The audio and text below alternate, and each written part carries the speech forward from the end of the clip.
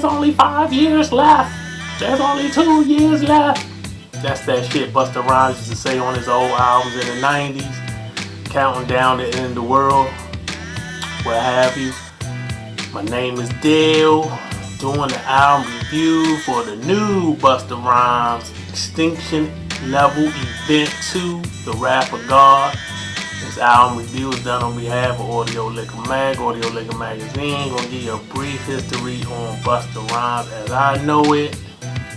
He started off his rap career with the group Leaders of the New School. I believe they dropped their first album in 1991. They did 2 albums together, then they split, they broke up, or basically Busta Rhymes left and decided to go solo since he was getting more attention, I guess, than the rest of the members of the group. So he went off to go on his solo career, and he has 9 solo albums, if I'm not mistaken. His first solo album dropped in 1996 called The Coming, which was a good album. Very good start to his solo career. And his last album before this new one that I'm about to review came out in 2009 called Back on My BS, Back on My Bullshit. And that album wasn't good. I didn't like it, I didn't care for it. I believe it was like 2 songs on there that I liked. You know, it had the hit single A-Rap Money, which is a song I didn't care for. It wasn't one of the songs I liked. But it was a hit, it was a good radio hit.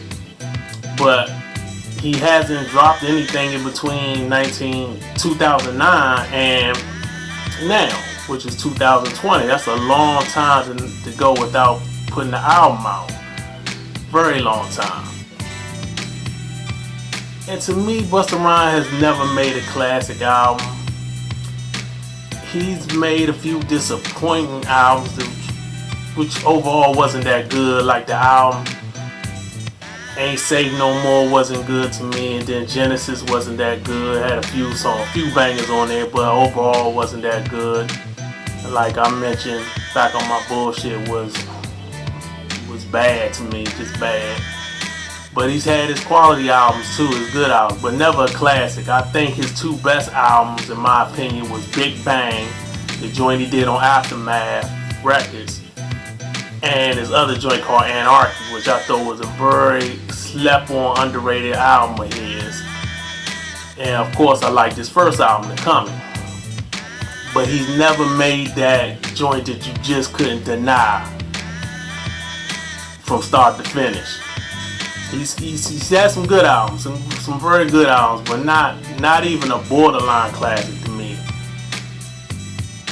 And this one is just as good. This one I'm about to review, The Wrath of God, Extinction Level 2, Level Event 2, is just as good as Big Bang, the Big Bang and Anarchy, if not better.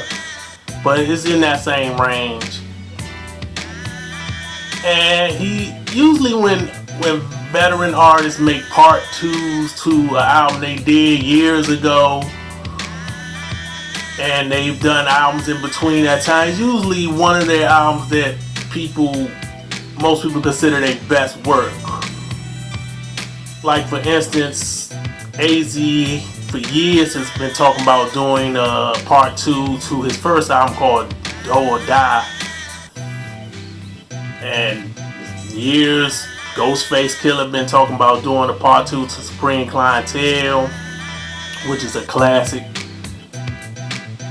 I don't think AZ's first album is his best album, but you know, that's the one everybody identifies him with. So he's been talking about doing a part 2 to that. Then you had Cuban Links. Raekwon did a part 2 to Cuban Links. Raz Kass did a part 2 to Soul on Ice's first album. So I was kind of struck off guard, kind of caught off guard by Busta Rhymes doing a part 2 to Extinction Level Event, because that album is not considered one of his best albums. It's not even his first. It's not his first album. It's like his 3rd album. It is not really considered one of his better albums by many folks. I thought it was just okay. I thought it was just alright. Had a few bangers, like Give Me Some Mo. You know, he had the hit joint with Janet Jackson, a song that I didn't care for, but it was a hit. You know, it had a few bangers on there, but you know, I was kind of surprised he did a part 2 to that album. But I guess it's more so about the times that we in 2020 feels like the beginning of the apocalypse. Like it feels like the beginning of the end of existence with the pandemic and all this other shit that's going on. I guess it's just timing with the subject matter and the title of the album seems to just fit for this year. So I'm going to get into most of the songs, not all of them, because it's like 22 joints on here. There's a lot of tracks on here, so I'm not going to go through all the joints in detail. I'm going to talk about most of them I like. I'm going to talk about a few songs that I didn't care for, because they had some type of significant element to it that I feel I need to touch on, even though I might not have cared or liked the song on a whole.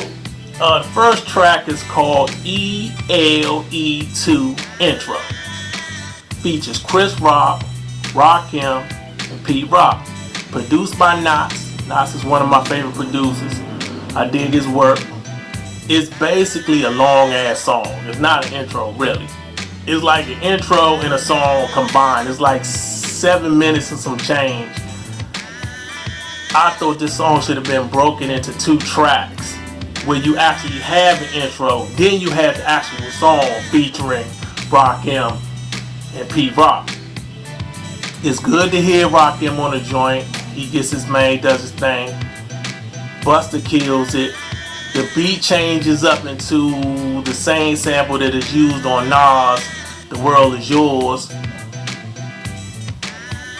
It's like a little bit more of the elements to that sample is used on this joint. I dig it. It's a little too long. Like I said, I wish they had just separated that intro from the actual song and made it 2 different tracks. But, you know, I'll give it a pass.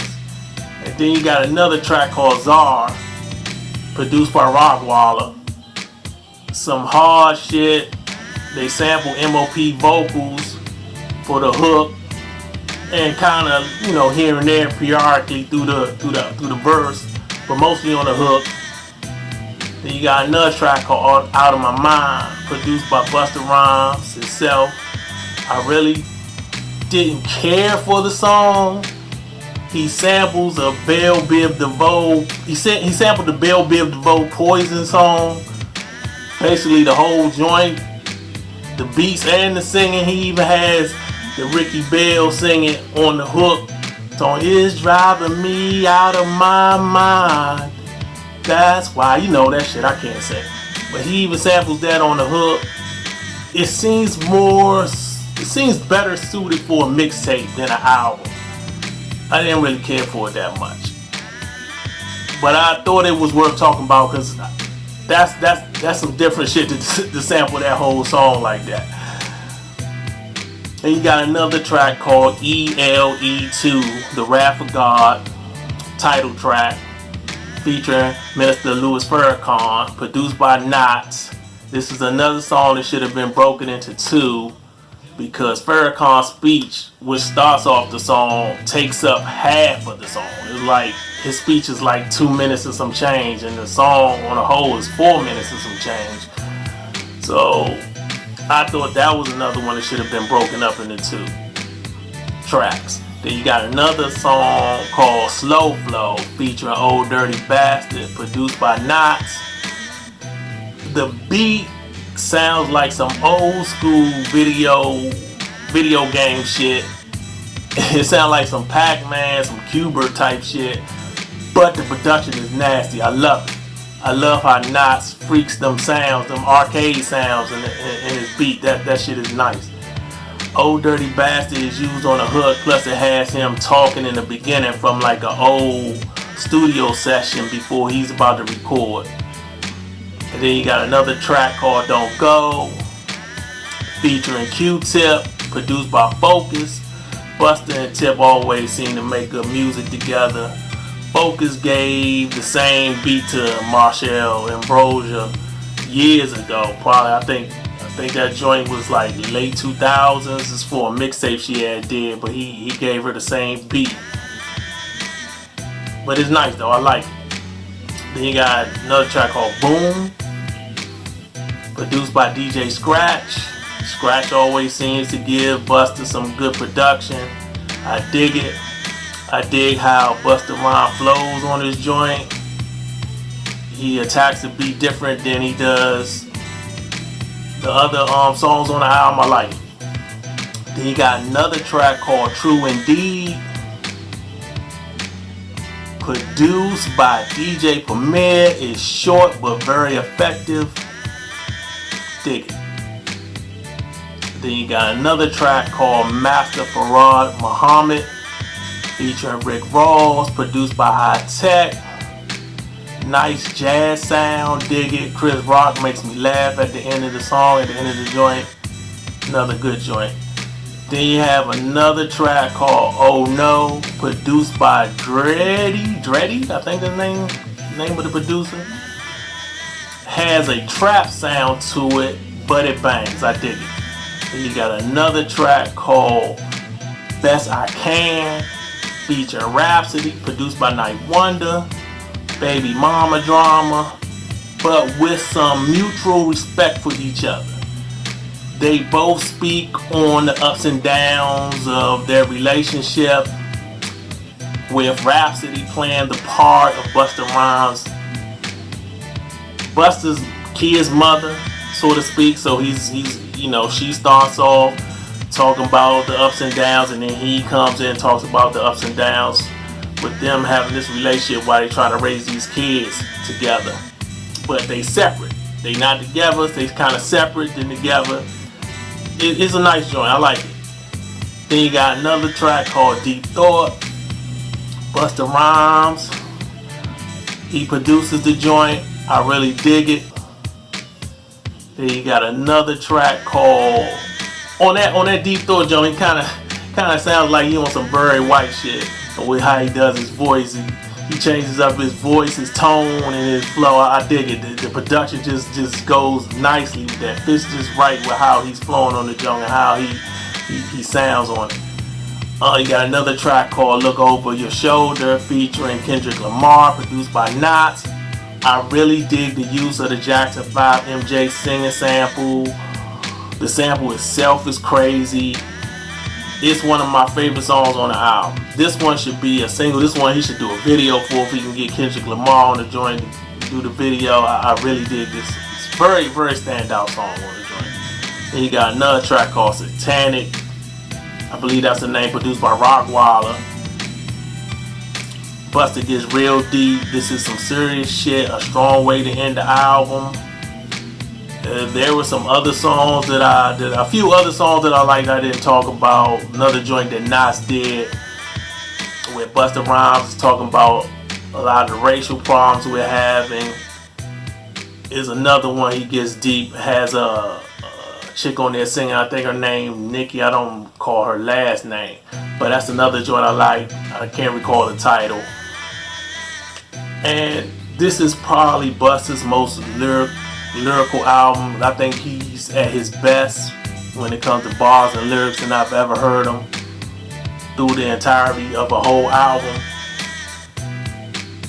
So that's, he's been in this game for over 20 years, 30 years basically, and this is probably the best I've heard him when it comes to his lyrics.